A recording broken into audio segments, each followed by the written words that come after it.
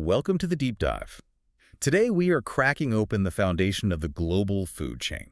We're looking at a company that is, well, absolutely everywhere, yet remains largely invisible to the average consumer. We're talking about Bunge Global SA. Exactly. Bunge. And when you hear that name, Bunge, you should immediately place them in this agricultural pantheon alongside the other giants, Archer Daniels Midland, or ADM, Cargill, Louis Dreyfus. The ABCDs. That's it. They're collectively known as the ABCDs of agricultural commodity trading, and they essentially control the logistics, the movement, and the initial processing of the commodities that feed, the world's 8 billion people. Bunge is a foundational player among them. And that invisibility you mentioned, that's such a key part of their story. They're an engine, right? Not a storefront. So our mission today is to move past that basic corporate profile.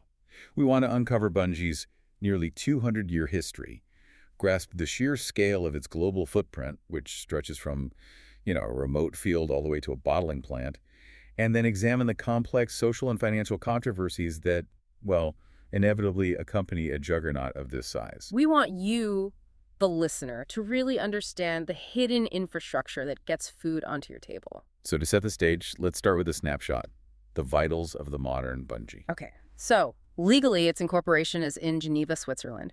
That's a key hub for global commodity trading and finance. But, and this is important, its operational headquarters where all the daily decisions are made. The real work. The real work, exactly, where the decisions about grains, rail, and crushing happen. That's in the St. Louis metropolitan area, Missouri, right in the heart of U.S. agriculture. That structural duality is really telling, isn't it? Swiss finance meets U.S. operations.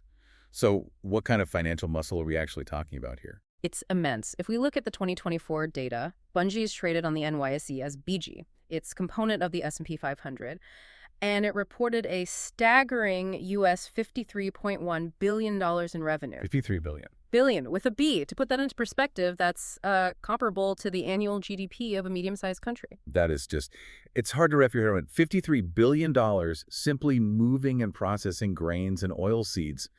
That suggests an incredible volume and, almost unbelievable logistical efficiency. Absolutely. And their profitability supports that. In 2024, they reported a net income of $1.14 billion on assets totaling nearly $25 billion. Wow. And that entire operation is supported by an enormous globally distributed workforce, approximately 23,000 employees spread across 40 different countries. This is not a regional operation. It's truly worldwide. And what they do, it's this integrated trifecta, right? Right. They're a global leader in agribusiness, which includes grain trading, food processing, and also the crucial input side, fertilizer. Yes. They're the essential middle layer. They connect that initial harvest to industrial food production and, ultimately, to the consumer product. Unlike a brand like, say, Coca-Cola, Bunge's name is rarely the star on the label. But their ingredients are in everything. Their ingredients and their infrastructure are absolutely indispensable to the modern food system. That's the key distinction. They're the plumbing. They profit not from brand loyalty, but from the arbitrage and logistical efficiency gained by controlling the flow of essential commodities like soybeans, corn, and wheat. Okay, so we've got this colossal snapshot of the company today. Let's rewind. Way back, Section 1. 2 centuries of transformation. It's hard to imagine, but Bunge's roots go all the way back to 1818. It's an era when global trade relied on sails and canals, not container ships and satellites. The Bunge story begins pretty modestly in 1818 in Amsterdam, Netherlands. It was founded by Johann Peter Gottlieb Bunge. A traditional trading house, I assume. Just that. A traditional trading house, capitalizing on Amsterdam's historic role as a global mercantile center. But the history of Bunge is really defined by these strategic geographic moves. They were always chasing the evolving routes of global commerce. And the first major shift came pretty early on. Correct. In 1859, the operation was relocated by Edward Bunge to Antwerp, Belgium. While Amsterdam was the financial hub, Antwerp was, rapidly growing in importance as a port. So that's a key logistical decision. It's a huge commercial and logistical decision. It signaled Bunge's transition from being a purely financial trader to a logistics and cargo-focused entity. A move from a banking center to a maritime gateway. And then came the really defining leap, the one outside of Europe.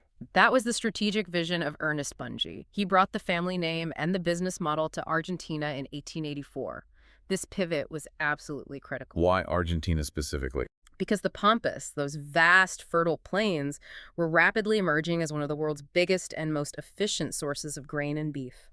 Establishing a physical presence there allowed Bunge to get closer to the source of the raw material, Cutting out the middleman. cutting out intermediaries and gaining much greater control over origination. And once they planted that flag in South America, the momentum just became unstoppable. The playbook was proven. Yes, by 1905, the expansion continued into Brazil, which would later become this global powerhouse for soybeans and sugarcane, and at the same time into the United States, specifically the grain corridors of the Midwest. So within less than a century, they'd established themselves in the three foundational agricultural hubs of the entire Western Hemisphere. Argentina, Brazil, and the U.S. This early commitment to controlling the sourcing end of the supply chain, that's the core DNA of the modern company. That early history sets up this powerful but still pretty fragmented family enterprise. So let's jump forward dramatically now to the late 20th century, specifically 1994 to 2001. We're calling this the structural shift. And this period was absolutely crucial. It was all about cleaning up a centuries-old, complex, and sometimes messy ownership structure. How so?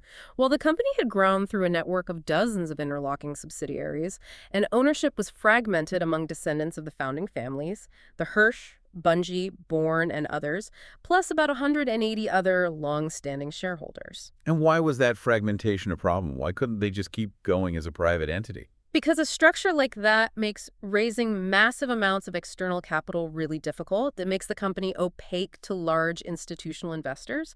So to attract the global capital they needed for the expansion they were planning, they had to standardize. Okay, so what was the fix? In 1994, they created the Bermuda-registered Bunge International. This was an entity designed specifically to consolidate all those disparate shareholdings into one standardized corporate umbrella. It centralized control, it standardized the asset base. Setting the clock for an eventual IPO. Exactly. It created a unified structure that could be presented to the world's financial markets. It's also interesting, one of the only places the legacy name still persists is in Argentina, where Bunge Bourne is still a huge historical name. And here's where the strategic logic really crystallizes. In 1998, they made this defining decision, one that would determine their role for the next 25 years.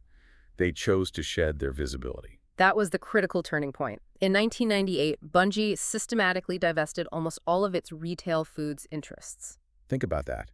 They were purposefully getting rid of the businesses that put their name and branding directly in front of you, the consumer. And at the time, their gross annual turnover was already $13 billion. This was a clear statement. Bunge wanted to dedicate its massive logistical network and capital to focusing intensely on international agribusiness and commodity trading. They chose the high-volume, low-margin infrastructure role over the branded retail role. They chose to be the essential ingredient supplier, not the final brand. And that choice required capital, which brings us to the public era. That decision directly led to their listing on the New York Stock Exchange in 2001. Under the leadership of Alberto Weiser, the company was established as Bunge Limited. And that public listing, it unlocked the necessary war chest of capital to fund the aggressive, large-scale acquisitions that would define the next 2 decades. Before we jump into those acquisitions, let's quickly touch on the current corporate home, because they've moved again. They made another strategic relocation between 2019 and 2020. The global headquarters moved from White Plains, New York, to the St. Louis area.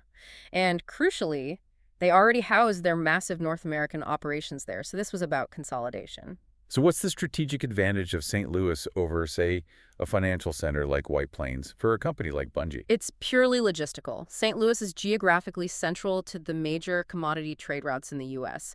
It sits directly on the Mississippi River, which is the primary artery for moving grain from the Midwest down to the Gulf Coast for global export. It puts them closer to the physical product. It puts them closer to the massive rail networks and the source of soybeans and corn.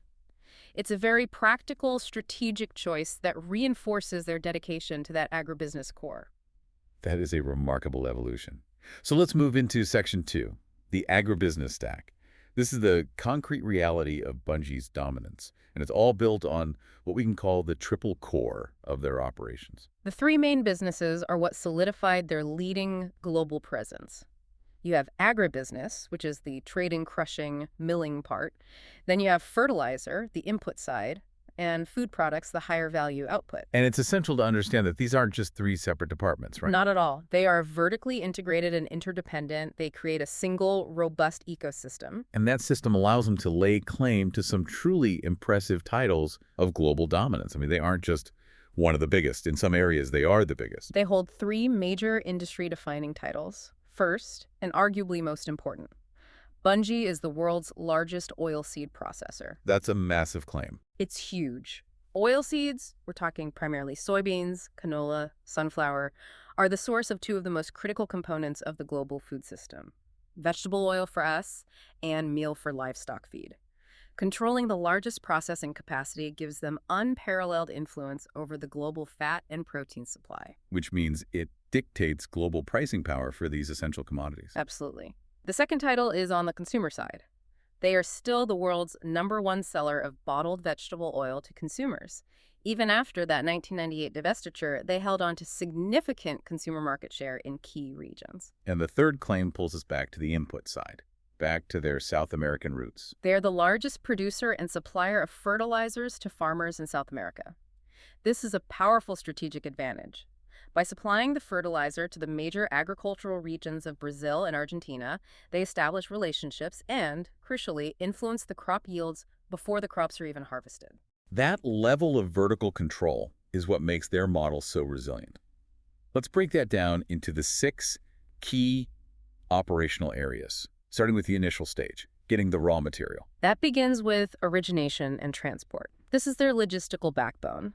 Bunge actively sources oil seeds and grains from the big growing regions, the U.S. Midwest, the Brazilian Cerrado, the Argentine Pampas, and then they leverage their massive infrastructure of silos, port terminals, barge fleets, all of it, to transport those materials globally. This is pure, massive-scale commodity trading and logistics. Okay, so the next step is where the value transformation happens. This is where they earn their biggest title. That is oilseed crushing. They take those raw oil seeds and crush them in enormous plants. The process separates the seed into 2 key components. First is the oil, which goes into food processing, direct consumer use, and, increasingly the biofuel industry. And the second component? The second is meal, a high-protein byproduct that is absolutely crucial for the global livestock industry.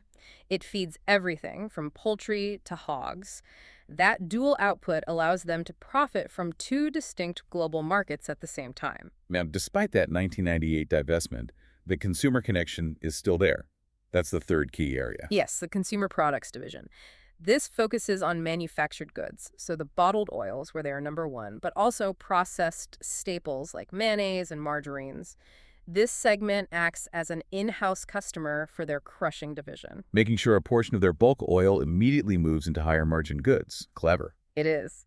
But their operations go beyond just grains and oil. They have a significant specialized presence in tropical agriculture, specifically sugarcane processing. This is a huge focus in Brazil, right? A major area of focus. Bunge operates facilities that crush sugarcane to produce sugar and ethanol.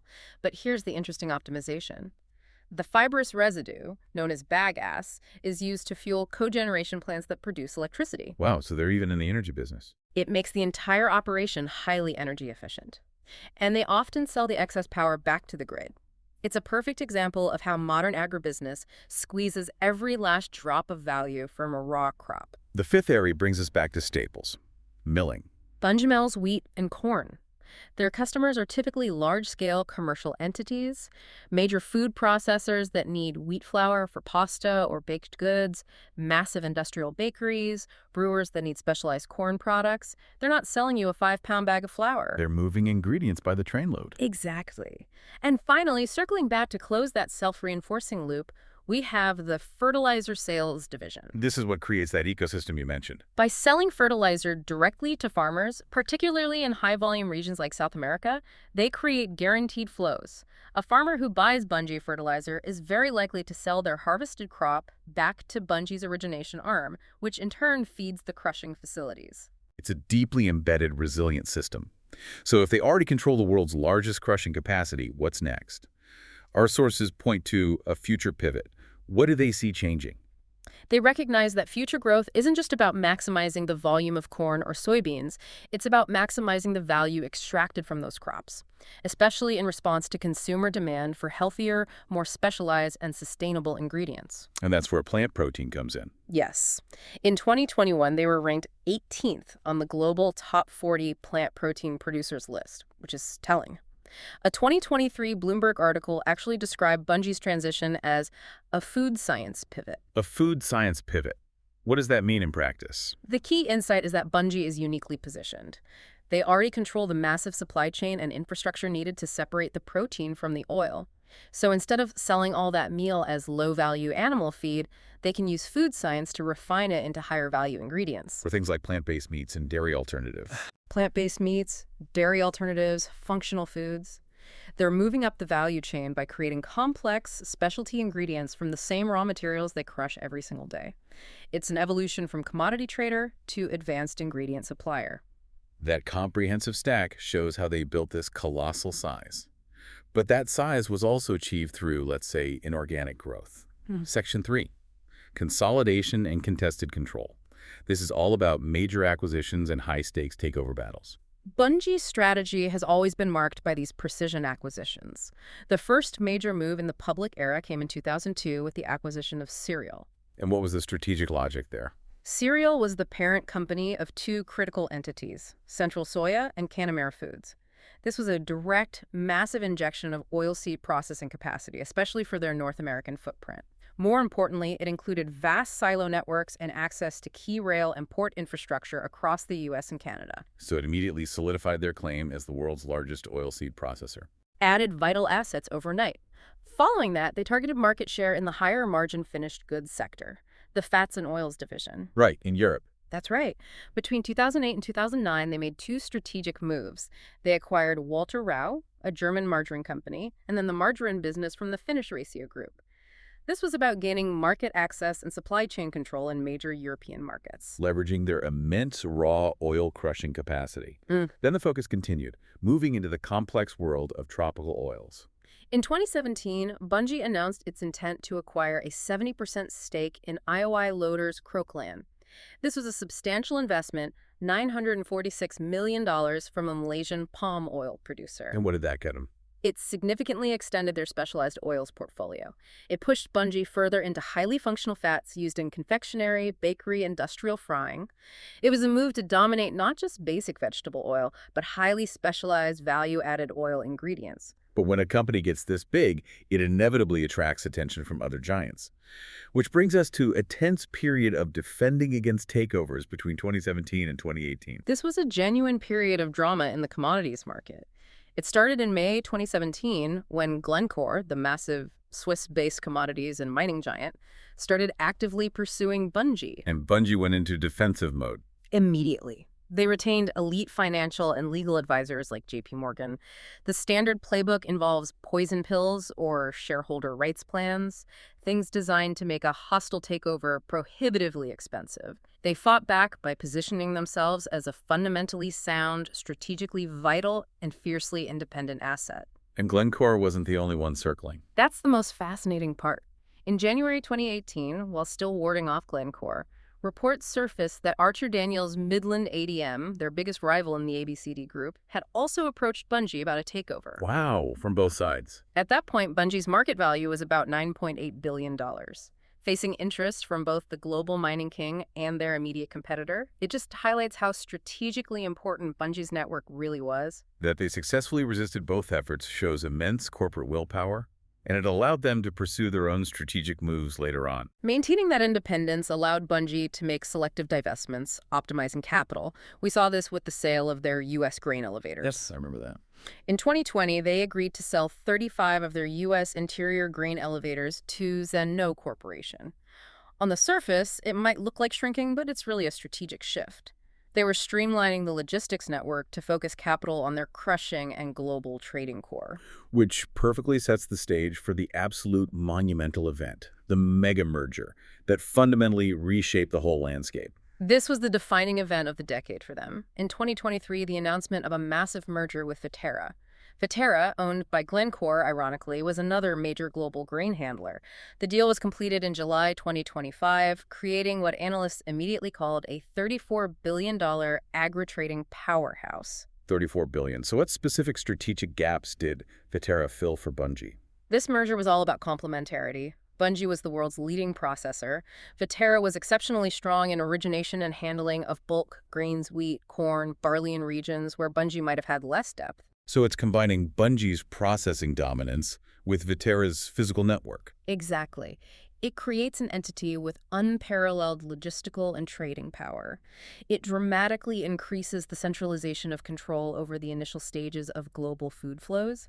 It solidifies their role, well, arguably as the single most powerful entity in specific segments. It is impossible for a company of this scale, operating across 40 countries, to exist without significant challenges. So Section 4, navigating ethical and legal complexities. Let's start with the environmental cost here in the United States. The first major controversy we're detailing arose in 2006. The United States Environmental Protection Agency, the EPA, filed charges against Bunge concerning pollution emissions, violations of the Clean Air Act. What exactly was the nature of the violation? What did they do? The MPA alleged that Bunge had constructed major modifications at 12 of its facilities, soybean processing plants, corn mills across 8 different U.S. states, without getting the necessary permits. And without installing the required pollution control equipment. Exactly. So they were expanding operations to increase throughput, but they failed to simultaneously upgrade the environmental controls needed for that higher output. So what happened? The case led to a comprehensive settlement. Bunge was required to implement engineering changes and install pollution control technology projects estimated to cost about $12 million. The goal was a substantial reduction in pollution, 2,200 tons of harmful emissions annually. And were there direct financial penalties beyond just the operational overhaul? Yes, there was a multi-part financial package. Bunge paid a direct cash penalty of $625,000 to the government. And crucially, they were also required to spend $1.25 million on community-based environmental projects. To benefit the local populations near the plants. Right, to address some of the harm caused by the excess pollution in those specific communities. Okay, so moving from U.S. regulatory compliance to social conflict, let's address a major controversy in South America, focusing on Brazilian sourcing and some profound indigenous rights issues. This criticism gained international traction around 2012, primarily from the NGO Survival International, and it focused on Bunge's sourcing of sugarcane in Brazil. What was the fundamental complaint from the indigenous community? The controversy centered on sugarcane being sourced from lands identified by the Guaraní people as their ancestral territory. The Guaraní alleged that this intensive industrial crop production had severe negative effects on their ability to sustain their traditional way of life. What were some of those specific challenges they reported, on a daily basis? Well, the tribal members reported that the large-scale production brought with it significant use of pesticides and heavy machinery. They alleged that the chemical spraying damaged their health, and the expansion of the industrial fields had restricted them to these very small, confined parcels of land. Which would make traditional practices like hunting impossible.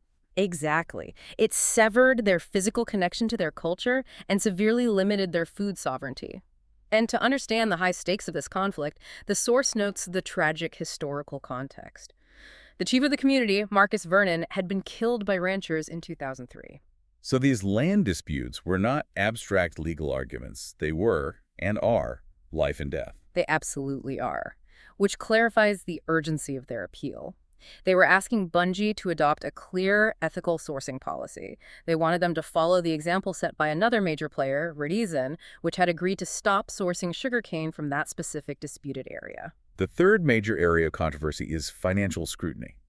This deals with allegations of sophisticated cross-border tax avoidance in one of Bunge's most crucial sourcing hubs, Argentina. This was a massive investigation launched in 2011 by Argentina's Revenue and Customs Service, and it targeted all 4 of the largest global grain traders, ADM, Cargill, Louis Dreyfus, and Bunge. What was the trigger? What financial anomaly kicked off an investigation of that magnitude? The context was highly suspicious financial reporting. In 2008, global prices for agricultural commodities spiked. They went way up. Yet, despite this surge, these multinational traders reported suspiciously little profit, in some cases, almost none to the Argentine tax authorities. So the profits from Argentina's bumper harvest were just vanishing before they hit the local tax ledger. That was the allegation. The investigation focused on practices like transfer mispricing and profit shifting. Can you break that down for us? How does that work? To put it simply, the allegation was that Bunge Argentina would sell its grain not to an external buyer, but to a subsidiary, say Bunge Switzerland, at an artificially low non-market price. This tactic kept the taxable profit low in high-tax Argentina. Then, Bunge Switzerland would immediately sell the same grain on the global market at the high price, booking the real profit in a lower tax jurisdiction. A textbook example of using internal corporate transactions to shift taxable income across borders. Precisely. Other alleged tactics included submitting false sales declarations, using shell companies or phantom firms, and artificially inflating operational costs within Argentina to further reduce the recorded profit. And what was the scale of the financial liability here? It was massive. Argentina's revenue service alleged that the total outstanding taxes across the four giants amounted to almost $1 billion. $1 billion. And while the companies, including Bunge, publicly denied the specific allegations, the legal implications have proven very long-lasting. Is this dispute still shadowing Bunge's financial statements today? We have concrete evidence that it remains a long-term issue. Bunge's 2018 annual report, filed years later with the U.S. SEC, explicitly detailed provisions related to this ongoing tax assessment for the years 2006 through 2009. And what were the specific figures Bunge disclosed? The report stated that Bunge's Argentine subsidiary had received tax assessments for a principal amount that translated to roughly $34 million. But, crucially, due to the protracted nature of the dispute, the applicable interest had ballooned to about $113 million in interest alone. Wow, so the interest was more than 3 times the original principal. It shows how these cross-border financial disputes, even if the principal is relatively small for a $53 billion company, can cast a long, expensive shadow driven primarily by accrued interest over a decade or more. So the journey of Bunge is really punctuated by these major systemic challenges. Negotiating complex U.S. environmental regulations, addressing high-stakes social conflict in South America, and managing these massive, sophisticated international tax disputes. It truly highlights the immense operational complexity of their system. The sheer volume of transactions and the diversity of locations guarantee that these complex issues are perpetual. Managing this scale requires continuous oversight, continuous capital investment, whether it's in pollution control, ethical sourcing audits, or specialized international tax counsel. These controversies are just the unavoidable friction of operating at the center of the global food engine. That brings us to the close of our deep dive into Bunge Global SA.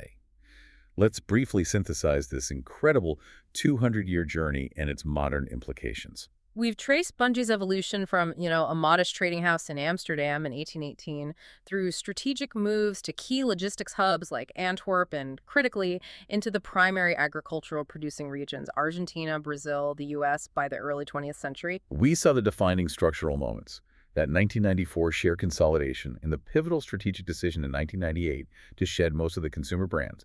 That decision refocused Bunge laser-like on becoming the infrastructural powerhouse before their IPO in 2001. And today, Bunge maintains its complexity through this unparalleled vertical integration. They control the flow from fertilizer sales through origination and transport of raw grains and into their world-leading crushing facilities. And the challenges inherent in this scale are stark and expensive. We analyzed the $14 million settlement for the Clean Air Act violations, the intense social conflict with the Guaraní people in Brazil, and that decade-long, multi-million-dollar tax dispute in Argentina.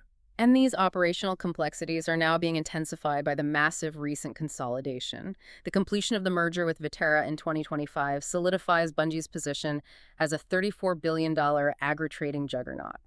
So what does this all mean for you, the learner? The final provocative thought is this. Given Bunge's dominance as the world's largest oilseed processor and the recent massive centralization of power from the Viterra merger, what are the genuine implications of having fewer, larger entities control the essential global trade of agricultural commodities? When so much of the world's supply of essential calories, from vegetable oil to protein meal, is centralized in the hands of giants like the new expanded Bunge, it raises some critical questions. What happens to pricing stability, particularly for developing nations?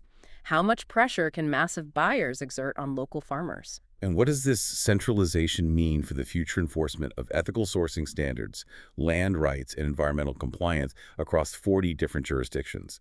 It's a powerful thought to consider. The infrastructure that feeds us is consolidating rapidly, and the decisions made in St. Louis and Geneva have immediate and profound effects globally. Thank you for joining us for this deep dive into Bunge Global essay.